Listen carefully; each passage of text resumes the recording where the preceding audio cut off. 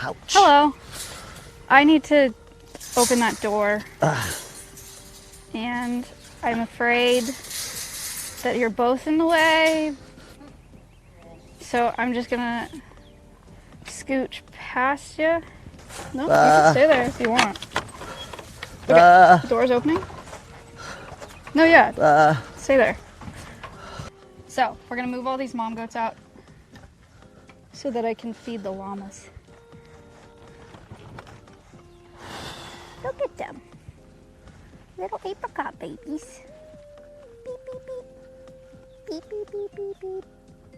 Beep, beep. They're so adorable. They're so cute. Those are both, were they both girls? No. No. The one on the right's a boy. Spotted is a girl and the back one is a boy. So cute. Okay. Let's go, Mom. Oh, yeah, and go up to that gate, and I've already shut the lane. So you want them in here? Yeah. Okay. Yeah. Oh, the other gate's open. I shut it when I came in. Oh, did we you left it reopen open. Do you want me to go close it? It has to be closed Okay. or they'll go crazy. Sorry about That's okay. that. Have you named them? Yeah, I actually did give her a name. Really? It's Roan Black Spots. Roan Black Spots. See, she's Roan. That's very descriptive. Yes, black spots. Yeah. But you know what? In all likelihood, it is possible they'll stay black, but another option is every black spot, the hair will grow out white, Yep. and she'll be Roan White Spot. Uh-huh. I have to change her name. It can evolve. How cool. It's weird, isn't it? Oh, I'm surprised you didn't drive. You have that other brown one with black spots too, right? Yes, Over and that's there? a boy. Oh, bummer. Yeah, I know. He's very It cute. seems like I have a higher percentage that are born with spots that are boys. It always goes that way. Yeah. Especially when I have in this case it wasn't, but if I use a spotted male, Mm-hmm. then it really definitely goes that way. Like 3/4 of the spotted ones are boys. I think my mom told you I had the 2 Nigerian dwarfs, and the female had 3 healthy, or the non-show quality one had 3 healthy does, and the Yeah. show quality one had a boy and a stillborn. Yeah. That's how it is. Hi. Which kind of is like a law. Yeah. Yeah. Yeah, this dog is very sweet. That is Chabook. Yes, she is very, very sweet, but because she's very smart and she sees who and who isn't a threat. Yeah. Because when she decides something is a threat, and so far I've only seen her be that way to the dog, my neighbor's dogs, she is very, very scary. She's powerful about it. It's like, you will not come in here, don't even think about it. And her protective instincts are ramped up with these babies being born. Yeah. Yeah. She goes after like Koss and Tavir when there's a Like, baby by the fence. There are babies here. Get out. I don't know we can trust you. Yeah. So, and that always happens. Yeah. With good Anatolians. When they smell the baby smells, they get more protective. Yeah. This is the first time she's just been with babies like this. And she was with them when they were born and everything. And she's great with them. She never did anything wrong. Were her and Cutla fighting? She didn't like Cutla being a little too close to the babies, and Cutla was desperately in love with them. Oh. And she was like, if she thought Cutla was a little too pushy with the babies, she'd jump on her and growl and didn't make holes. Yeah. Which like some of them do, but she definitely punished her. Right. And then I needed to get this space cleared. I'm going to have to move her somewhere else. Once all the babies are born, I'm going to have to move, well, probably just before I bring the mom and her puppies here. Yeah, all your boers looked great this morning. I saw 6. So you didn't see any babies crying or acting like... Okay. One was crying while it was nursing, but figured that was fine. Well, you know, that must mean that she really did know it was her baby. She just didn't care at the time. Are there 6? Babies? Yeah. I think there's more. I saw 6. Maybe I was missing some. I can't remember. That could be 6. Yeah, I think it was 6. I don't know. They keep being born. What's that? They keep being born and the number changes. That That is how it works. Oh, and there's one still way out here, so be sure and call. Oh, okay. Come on, moms. And once you pour the food out along the driveway, they'll really come. Yeah, see, here she comes. Oh, yeah. You have to step pretty far back. Bah. Bah. I know what. Let me go up there. And just leave it open. Okay. Because we want them up there anyway. And you guys step back and I'll... Come here, Chabook. Bah. Bah. Bah. Chabook. Bah. I can't leave. Yes, you better hurry. No, baby. Well, he's gotten energetic. It's okay. I know I'm running. I'm sorry. Yeah, everybody's on high alert. Sorry, little sis. You got to stay. So How? now feed the llamas. Feed the llamas. Yeah, because that's why we moved those out. Yeah, okay. Because I tried and the llamas were getting nothing. Okay. Do they get a whole can or half? Yeah, and then I A whole split can? it 50-50. Half of it goes on one side and half of it goes on the other. And I'll start calling them, llama, llama, llama, This is my favorite call. llama, llama. I know they're not afraid of you. No, they're not. They've been hanging around. And I guess they thought, well, he's not going to give any. Llama, llama. Llama! It's a good Where are llama they? call. You guys should practice. Where are they? Oh, they're coming. Oh, good, okay. They're running. Yeah, they go, finally, our food. You ever seen a llama run shot? You see them?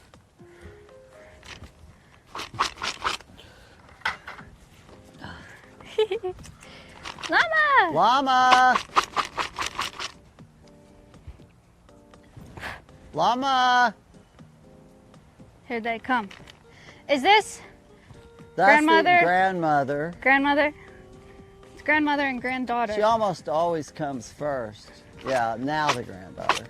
So you want it all in this feeder? Or So half half on on that this side, side half and on the other half side? on the other side. And the grandmother gets it on the side you're on. Oh, well, here you There, go. they start spitting at each other and fight over it. If it's not just, now you have to scoot the grandmother back a little bit. Get between, yeah. Here you go. She's like, but that looks better. Even though it came from the same A bucket. llama. Okay. Oh yeah, you got to be careful or you'll move her away from her food spot. Just don't let her, they'll start spitting if you, yeah, there, perfect, perfect. And probably that's about the right distance, Chris. Okay. But now push her back. Maybe I haven't You been good. I guys? feed them and go on. I can do it if you'd like. I don't know why she's being so. She knows. It's like, that's better. I know it's better. She got How the old bottom. is she? She is about 15 Man. years old. And she's about 8 or 10. Okay. And do they live like 20? 30? They can live that long, and they can, sometimes they die at 15 and then sometimes they die at 25. It all depends. Yeah. And the reason she's so ratty is she's more of a Texas llama because she isn't bred for wool. Mm-hmm. And then her dad was a wool type llama, but because she goes back to her, that's, you know, the wool type, they have it all up their neck and everything. Not suitable for Texas. Yeah. Yeah. I've told them a little bit about, or the people that are watching, I've told them about Anatolian some, Oh, good. but not nearly as much as you could tell them. If you want to tell them about the breed, that'd be cool. Well, they're an incredibly wonderful dog. Uh-huh. Did you tell them that they're from Turkey? Yeah, they're from Turkey, and they were bred there for thousands of years as a strictly utilitarian guardian with no emotion on what they kept except, do you do your job? You live. Do you not do your job? We can't afford to feed you. We have children that can eat that food. So for thousands of years they were selected for protection. And in Turkey, up until the early 1900s, there were lions that came from Africa, but they changed shape because of the environment, and they're more like almost like a cross between a mountain lion and a lion, because they're more lithe and quicker, and they're really fast. Yeah. And they had to protect against those. It's lions. Yeah. That's crazy. Yeah, they came up from Africa. And then the other thing is wolf packs, of course. And any dog that would stand and bluff and scare the predators off, that dog had the greatest chance of living.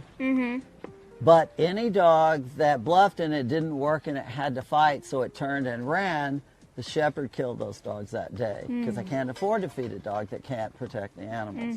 But if it fought and survived, then they really valued it, because it would not stop protecting the animals. And so it's that kind of harsh selection process that created the wonderful dog today. And so if anybody's actually breeding Anatolians, they always need to test their animals with sheep and or goats in a predator-rich environment. Right. And see how vicious she is? She's an exceptionally sweet Anatolian. Yeah. And her grandfather was a proven working Anatolian who helped kill a mountain lion on my property when he was 7 months old. Wow. With a 4-year-old female and 3 of her 1.5-year-old puppies. Who was the one that killed the baboons? Okay, her grandfather's uncle killed the baboons, which is why I bought him. But then it turned out he was like so incredibly good. He was the #1 Anatolian in the nation for 3 years in a row. The one who at 7 months helped kill a mountain lion. Yeah. So he was the #1 show Anatolian for 3 years in a row, and he won Best of Breed at Westminster and all kinds of other amazing awards. Wow. But I'm not into the showing, even though I had top show dogs. Then we stopped showing him to show his son, her aunt, and he was the #1 Anatolian in the nation for the next 4 years in a row. And so despite the fact I use them for working, and they have to prove they're amazing working dogs, they also have really excellent conformation. And when you're selecting for working ability, you want excellent conformation, because that's how they last longer in the pasture. And when they're fighting predators, they don't have a physical weakness that causes them to mess up and then get killed. So, can you tell them the baboon story? So there was this dog, an entire litter of puppies was shipped to Africa to help with the cheetah conservation program. And how that was going to help is the farmers were killing the cheetahs that were killing their goats. If they had dogs that kept their goats safe, the farmers didn't care. The cheetahs could live. Yeah. And that's what the Anatolians did. They chased the cheetahs off. The goats didn't get killed. And so that's what their use was. But this dog, Flint, he was in that litter where they were sent over there, and his name was Flintus, and he was about 14 or 16 months, I can't remember. But he was a young dog, and a troop of about 35 baboons came. 35, oh my gosh. And of course, in Africa, traditionally they say if any dog tries to interfere with the baboon troops' aggression, that dog is dead that day. Sure. Because they don't put up with it, and they have vicious fangs and all that. Yeah. Well, anyway, they were trying to catch little young goats, because to eat them? They were going to eat them. And he wasn't having any of that. And so a fight ensued.